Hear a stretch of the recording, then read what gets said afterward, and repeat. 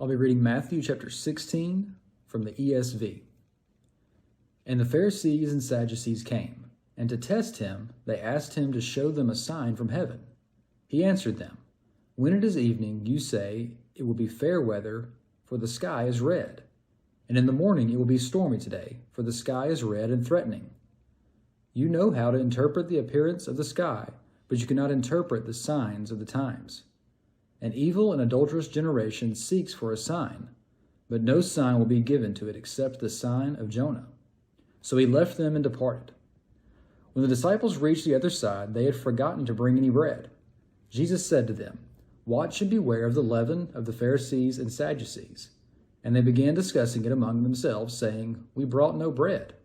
But Jesus, aware of this, said, "O you of little faith, why are you discussing among yourselves the fact that you have no bread? Do you not yet perceive? Do you not remember the 5 loaves for the 5,000, and how many baskets you gathered? Or the 7 loaves for the 4,000, and how many baskets you gathered? How is it that you fail to understand that I did not speak about bread? Beware of the leaven of the Pharisees and Sadducees." Then they understood that he did not tell them to beware of the leaven of the bread, but of the teaching of the Pharisees and Sadducees. Now when Jesus came into the district of Caesarea Philippi, he asked his disciples, "Who do you say that the Son of Man is?" And they said, "Some say John the Baptist, others say Elijah, and others Jeremiah or one of the prophets." And he said to them, "But who do you say that I am?"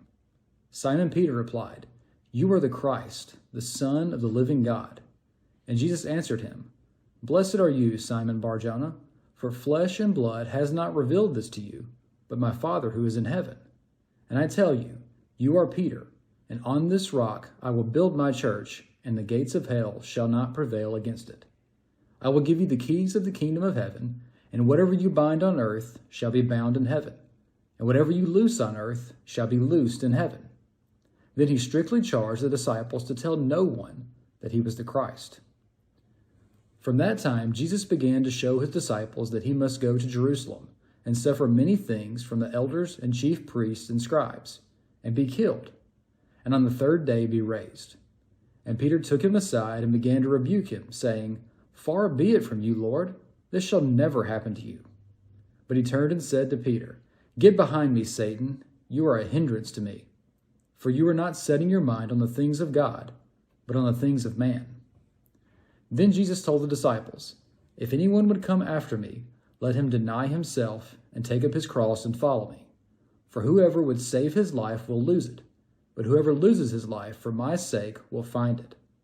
For what will it profit a man if he gains the whole world and forfeits his soul? Or what shall a man give in return for his soul?